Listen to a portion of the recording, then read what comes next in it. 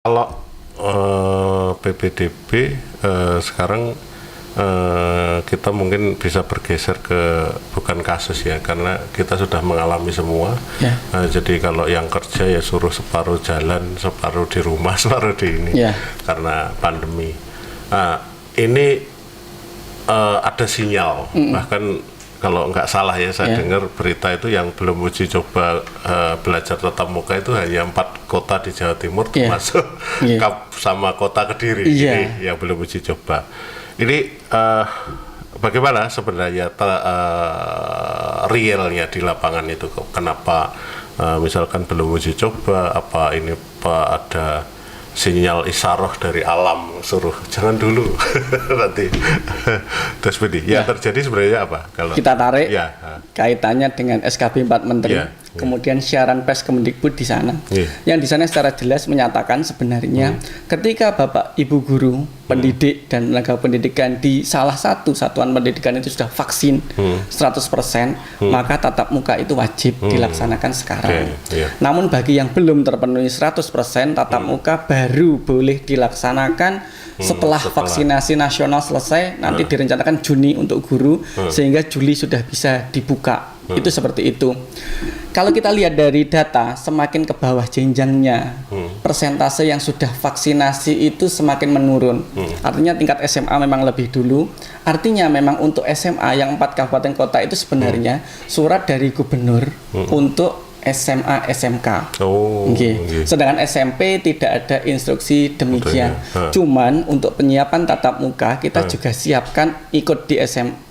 SMK kemarin Senin. Jadi kita siapkan namanya kita buat uji coba untuk tahun ajaran baru. Kalau jadi boleh saya kita tahu siapkan. SMP-nya mana saja Mas yang mau uji coba itu?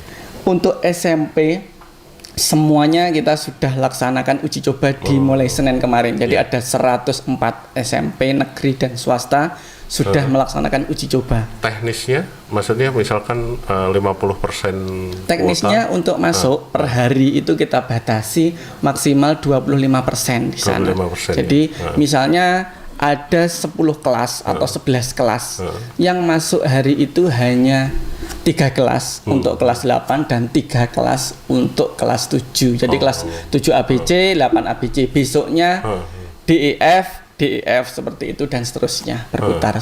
Iya. Oke, jadi kalau merujuk aturan SKB dan seterusnya, memang kita ada hal-hal yang secara normatif harus dipatuhi.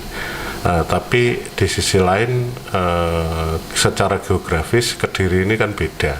Misalkan saya bisa bayangkan ya pojok selatan di Keras, barat Mojo, timur Kandangan, Tarokan sampai ke Kunjang yang utara Purwoasri.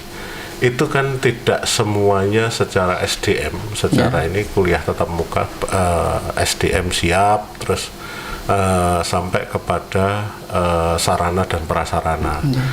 Setahu saya kan prokesnya kan tetap 3M atau itu untuk masuk.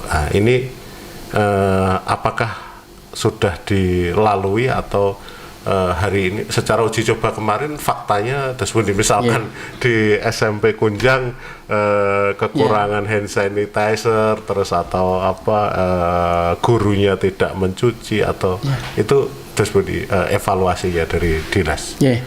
Jadi terkait kesiapan sarana prasarana justru di daerah tersebut itu justru tidak siap PJJ dibandingkan tatap muka.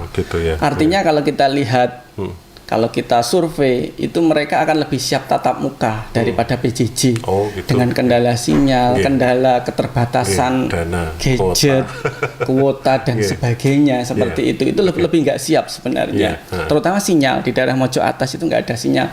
Namun itu tetap kita siasati dengan adanya guru kunjung di sana. Kemudian kita siasati dengan klinik pembelajaran. Artinya siswanya secara terbatas kita hadirkan bergantian untuk kita pemberian pembelajaran secara luring, secara langsung di sana.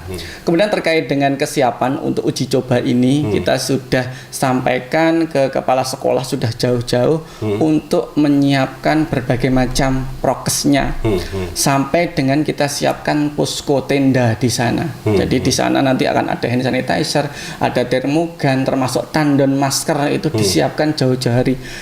Dan dari hasil kunjungan kami ke beberapa sekolah itu mereka memang sudah benar-benar siap, terutama dalam hal pengadaan prokesnya itu, mulai dari tempat cuci tangan sudah cukup banyak di sana, masker itu sudah cukup banyak tandonnya, hand sanitizer juga demikian. Karena apa? Karena ada namanya fleksibilitas dalam hal ini, relaksasi dari dana BOS yang bisa digunakan untuk penyediaan alat-alat itu. Sehingga dana BOS yang biasanya dipakai operasional untuk sehari-hari itu dengan pandemi kan berkurang karena siswanya juga tidak ada, kemudian gurunya juga tidak setiap hari ada di sana, maka itu bisa digunakan untuk penyiapan. Ya, oke. Kalau misalkan ada kendala, kalau tadi di Mojo Mas ya, di Mojo, sinyal. Sinyal. Kalau evaluasi dalam pembelajaran sendiri, katakanlah sinyal ya, semua kendala, kalau terkendala sinyal pasti ada efeknya, artinya materi tidak tersalurkan dengan baik dan seterusnya. Ini selain selain guru kunjung itu dalam rangka memenuhi penambalan itu atau memenuhi kekurangan itu yang sudah dilakukan apa Mas? Ya, jadi penambalan yang sudah dilakukan yang pertama tadi kan guru kunjung, yang kedua klinik pembelajaran kita hadirkan dalam jumlah kecil secara bergantian. Kemudian yang ketiga adalah penugasan. Penugasan ini bisa diambil oleh siswa, bisa diantarkan gurunya, atau bisa dititipkan temannya yang memiliki gadget. Jadi tugas itu disampaikan, ini juga dikerjakan oleh temannya yang tidak punya handphone atau yang tidak ada sinyal di sana, untuk dikerjakan, untuk dibantu oleh temannya itu juga ngirimkan ke gurunya. Sehingga kalau yang meminimalkan kontak kan yang terakhir tadi, langsung dari antar anak saja. Misalnya si A nanti tanggung jawabnya untuk menghandle juga yang punyanya si B, nanti yang si C dengan yang si D, dan sebenarnya yang berdekatan seperti itu bisa dilakukan. Dan itu sudah dilakukan oleh beberapa guru seperti itu.